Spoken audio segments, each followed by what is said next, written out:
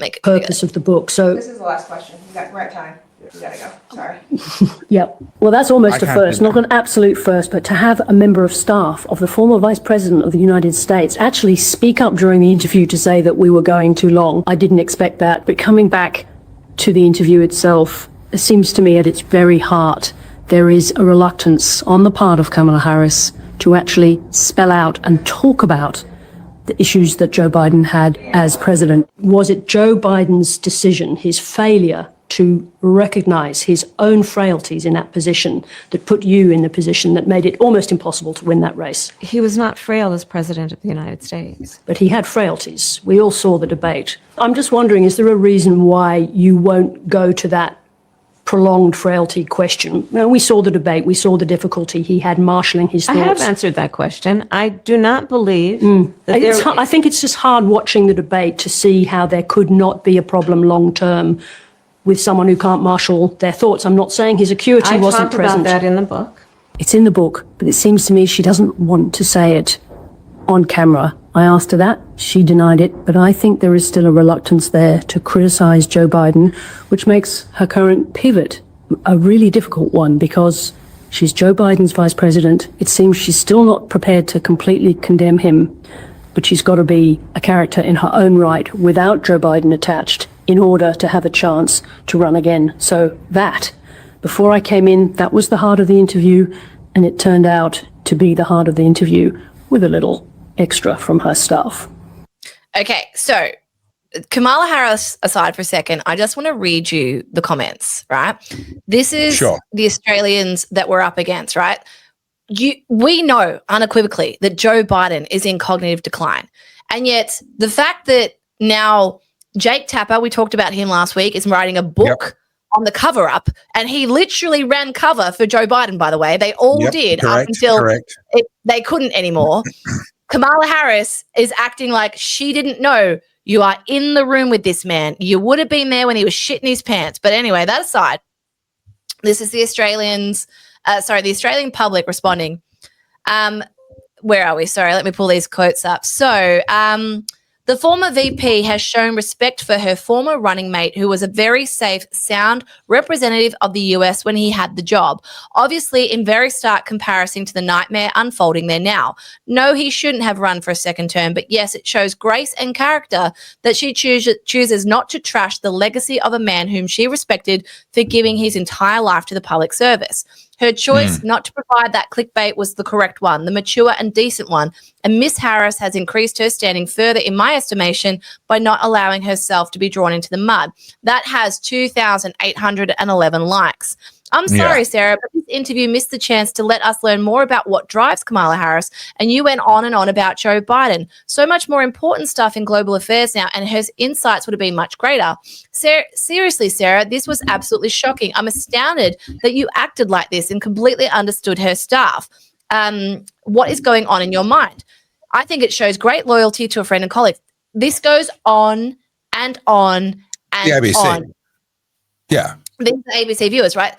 But so the reason I bring this up, an ABC journalist is actually trying to do her job, and Australians are like, oh, you can't. Yeah, how dare you? How dare you? So just to really drive this point home, we want to know why no one has a backbone. That's why, because when they get a little bit of a push, they're going to, I guarantee you, she will come out, or the ABC will come out and apologize. Oh, sorry, we hit the mark on that one. Fuck that. Fuck the mob. Have a backbone. Do your job in spite of the whingy, bitchy Karens on social media. Do your job, and you might actually get some respect from decent people. Yeah. Like it's so infuriating. Well, that's the social policing. What you've got a term for it when it comes to the beauty standards. It's the what is it, like the mutual policing, digital lateral surveillance. Lateral surveillance. That's the wanky term. Thank you. I'd forgotten the wanky term for it. I prefer to use wanky terms whenever I can. I can pull them out for you. Do you want my thesis? This is lateral surveillance. Although there is a differentiation there. One's an ABC employee and the critics are not.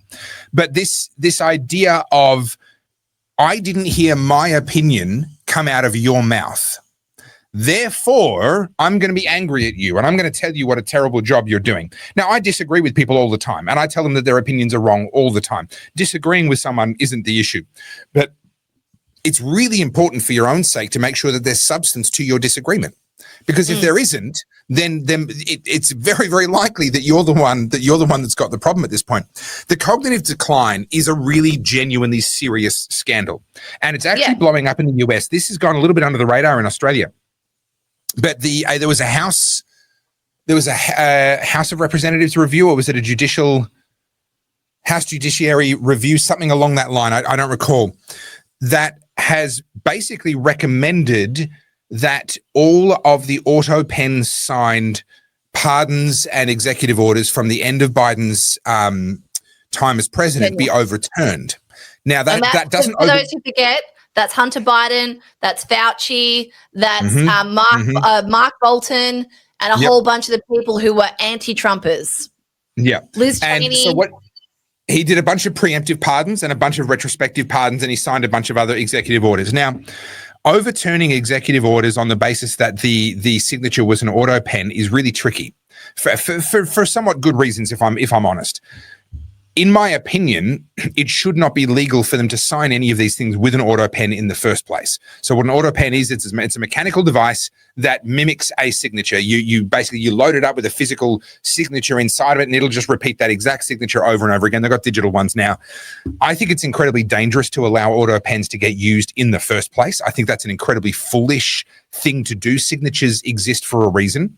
But the US Supreme Court has found that an auto pen signed executive order is valid.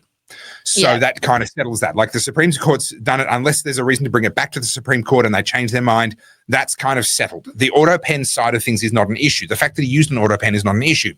The problem is, once you use an auto pen, there's no automatic proof that the person understood what they were doing.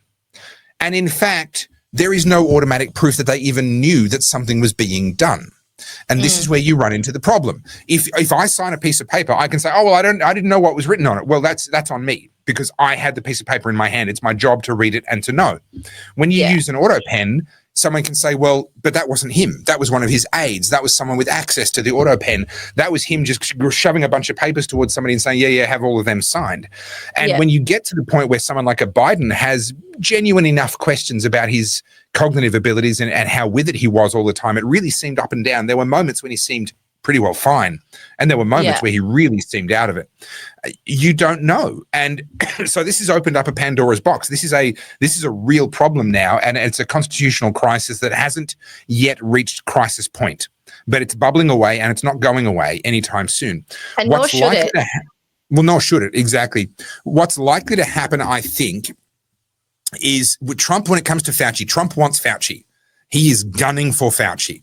I've covered that before with the website that the White House released early on in Trump's presidency, etc. It's very, very clear to me that Trump is gunning for Fauci.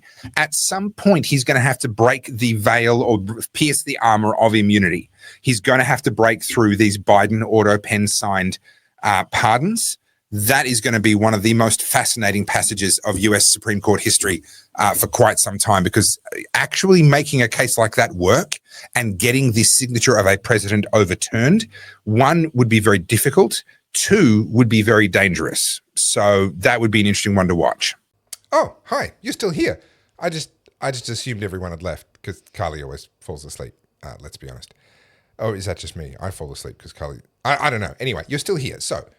Did you just hit the... Carly, did you just reach... Seriously? Can you not leave well enough alone? No, I must infiltrate every part of your life. Back to me. Please like, please comment, please subscribe, because I suffer through Carly twice a week for you. I drive hours from where I live down to Melbourne to be tortured by Carly every week, and I do it for you because I love you so much. So please help me out. Just like, comment, subscribe, share the show, make sure that everyone else can join in the fun, and show up next week for like more oddcasty goodness. And if you really, really want to help me, then you can buy me a coffee via that little QR code there. You'll be supporting the show and helping me to tolerate Carly.